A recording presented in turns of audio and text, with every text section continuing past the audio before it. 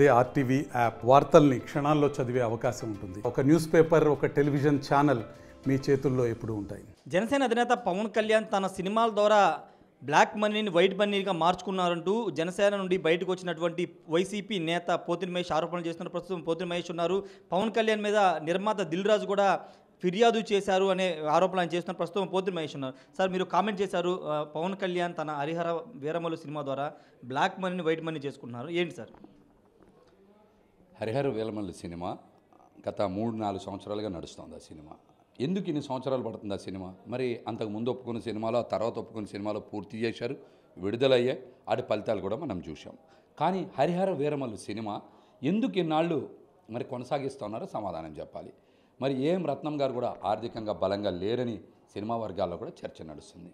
మాకున్న అనుమానం, లేకపోతే సినిమా ఇండస్ట్రీలో ప్రజలకున్న అనుమానం ఏంటంటే, పవన్ కళ్యాణ్ గారు రాజకీయాల్లో ఏదైతే డబ్బులు తీసుకున్నారో ఆ డబ్బుని మరి బ్లాక్ మనీని వైట్ మనీగా రూటింగ్ చేయడానికి హరిహర వీరమల్లు సినిమాని ఏమన్నా వాడుకుంటున్నారనేటువంటి అనుమానం అయితే మాకు స్పష్టంగా కలుగుతుంది. ఆ అంశాన్ని బయటపెట్టాం.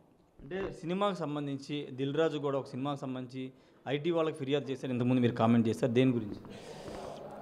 అది వకీల్ సాబ్ సినిమా అనుకుంటా. మరి ఆయనే వకీల్ సాబ్ సినిమా. మరి వకీల్ సాబ్ సినిమాకు కూడా పవన్ కళ్యాణ్ గారు మొత్తం వైట్లోనే ఇవ్వాలి, ట్యాక్స్లన్నీ మీరే కట్టుకోవాలి, మొత్తం నాకు ఎక్కువ అమౌంట్ ఇవ్వాలనేటువంటి మాట మాట్లాడారని చెప్తున్నారు. అందుకని దిల్ రాజు గారు కూడా పవన్ కళ్యాణ్ గారి మీద ఇన్కమ్ ట్యాక్స్ డిపార్ట్మెంట్లో ఫిర్యాదు చేశారని మాకు కూడా కొంత సమాచారం ఉంది. ఇది పూర్తిగా వాస్తవం.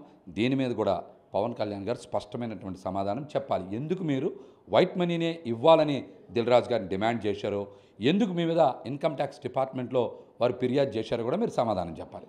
అంటే పోతిన మహేష్ ఏమైనా ఆధారాలతోనే ఈ ఆరోపణలు చేస్తున్నారు, లేకపోతే ఈ ఫేక్ ఆరోపణలు ఏంటి సార్? నేను మాట్లాడే ప్రతి మాట కూడా వాస్తవం. ఏదన్నా సినిమా మరి బాహుబలి లాంటి సినిమా ఏమన్నా 6 ఏళ్ళు తీయలేదే, 7 ఏళ్ళు తీయలేదే, 3 ఏళ్ళకో 4 ఏళ్ళకో పూర్తి చేశారా? అంతకన్నా పెద్ద సినిమానా హరిహర వీరమల్లు ఏమన్నా? అంతకన్నా పెద్ద సినిమానా?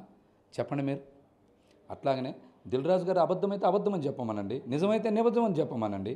కౌలు రైతుల ఖాతాల్లో ఎంత డబ్బు ఉంది, మీరు సేకరించిన విరాళాలు ఎంత, మీరు కొన్న ఆస్తులు ఎంత, మీ బినామీల పేర్లున్న ఆస్తులు ఎంత మీరు చెప్తారా? నా దగ్గరున్న 2-3 ఆధారాలను 1-2 ఆధారాలు బయట పెట్టమంటారని నేను మాట్లాడుతున్నాను కదా. నా దగ్గర ఆధారం ఉండబట్టే కదా మాట్లాడుతున్నాను నేను. కాబట్టి నేను ఖచ్చితంగా అది కూడా బయటపెడతాను, ఎన్నికల ముందే బయటపెడతానని చెప్పాను కదా. నేను చెప్పేది అవాస్తవం అయితే వాస్తవం ఏంటో వాళ్ళని సమాధానం చెప్పమనండి. అకౌంట్స్ అని వెబ్సైట్లో పెట్టమని చెప్పండి. ఏం మాట్లాడకుండా మీరు కూడా ఆరోపణలు ఎలా చెప్తారు? నేను మాట్లాడే ప్రతిదీ వాస్తవం. మొన్న కూడా మాట్లాడినవి వాస్తవాలు అయితే ఎవరు కూడా రాజకీయ పరంగా నేను మాట్లాడిన వాస్తవాలు మాట్లాడకుండా కావాలని నా మీద పర్సనల్ అటాక్ చేస్తున్నారు. అది తప్పు. నేను అడిగిన ప్రశ్న, కృష్ణా గుంటూరు జిల్లాలో ఎవరైనా ఒక కాపు నాయుడికి టికెట్ ఇచ్చారా? భీమవరం వదులుకొని పిఠాపురం ఎందుకు వెళ్ళారు? ఇలాంటి ప్రశ్నలు సంధించా. దాని మీద ఎవరు ఎందుకు సమాధానం చెప్పట్లా? మరి ఈ 10 రోజుల కాలంలోనే పార్టీ నుంచి చాలామంది వైదొలికి వైసీపీ పార్టీలో చేరారు కదా జగన్మోహన్ రెడ్డి గారి సమక్షంలో. దీన్ని ఏమంటారు? సమాధానం చెప్పమనండి. ఎంతసేపు నా మీద పర్సనల్ అటాక్ కాదు, నేను చెప్పేవన్నీ వాస్తవాలో కాదో పవన్ కళ్యాణ్ గారిని బయటకు వచ్చి సమాధానం చెప్పమనండి, అప్పుడు మాట్లాడదాం. అంటే మీరు ఇంతకుముందు ఇంకో కామెంట్ చేశారు, సెక్యూరిటీ సిబ్బందికి జీతాలు కానీ లేకపోతే నాగబాబు వాళ్ళకు సంబంధించినటువంటి హౌస్ రెంట్లు కూడా పవన్ కళ్యాణ్ పార్టీ కార్యాలయం నుంచి రావట్లేదు, వేరే వ్యక్తుల ద్వారా వస్తున్నాయని చెప్తున్నారు. నిజమే కదా. గ్రీన్కో కంపెనీ చల్మల్శెట్టి నరసింహారావు గారు పే చేశారు చాలా సంవత్సరాల పాటు.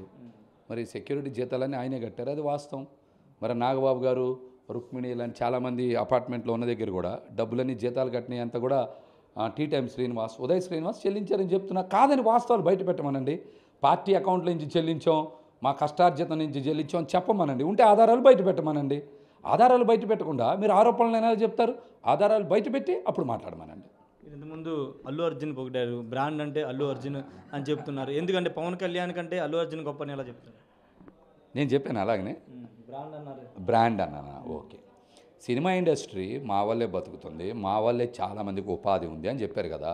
మీ వల్ల ఎంతమందికి ఉపాధి దొరికింది?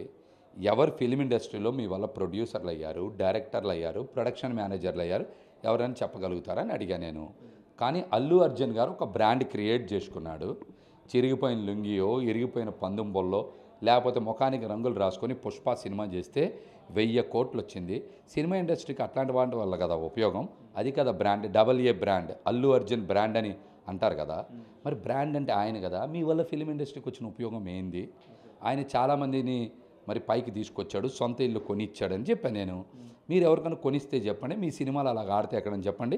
దేశవ్యాప్తంగా పుష్ప సంచలనమైంది. కరెక్టేనండి? కరెక్టే రాంగ? మరి సంచలనమైంది. పుష్ప 2 కూడా 1200 కోట్ల రూపాయలు టేబుల్ అయింది అంటున్నారు.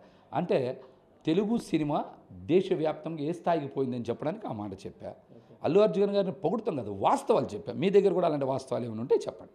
ఫైనల్గా పవన్ కళ్యాణ్ మీద పోతిని మహేష్ పోరాటం ఎక్కడి వరకు? అరే నేను పోరాటం చేయట్లేదండి, నేను వాస్తవాల్ని బయటికి పెట్టా. నేను ఇప్పుడు వైఎస్ఆర్సీపీ పార్టీలో ఉన్నా, నేను వైసీపీ పార్టీ నాయకుడిని. నేను జగన్మోహన్ రెడ్డి గారి నాయకత్వాన్ని నమ్మి విశ్వసించి నా భవిష్యత్తు అక్కడ బాగుంటుందని సంపూర్ణంగా నేను విశ్వాసం ఉంచడం వల్ల వైసీపీ పార్టీకి పనిచేస్తున్నా. జనసేన పార్టీ అధ్యక్షులు పవన్ కళ్యాణ్ గారు చేసినటువంటి అన్ని అంశాలని బయటపెట్టా. నాకు తెలిసినప్పుడల్లా బయట పెడతాను. అంటే పోరాటం ఎప్పటి వరకు అంటే నేను ఉన్నంత వరకు. మీరున్నంత వరకు పోరాటం కొనసాగుతుంది. ఎవరినైనా ప్రశ్నిస్తాం కదా, ఆయన చెప్పిందే కదా, ప్రశ్నించడం కోసమే పార్టీ పెట్టాడు కాబట్టి ఆయనే ప్రశ్నించా. ఇంకా పోతిని మహేష్ దగ్గర ఇంకా బయట పెట్టాల్సిన అంశాలు ఇంకా ఉన్నాయా? ఉన్నాయి. ఎప్పుడు బయట పెట్టబోతున్నారు? చెప్పాను కదా, పెడతాను. ఆధారాలు బయట పెడతాయి. ఈసారి బ్లాక్ బస్టర్ మూవీ ఈసారి. ఈసారి బ్లాక్ బస్టర్ పుష్ప 2 అది కూడా వేస్తాను.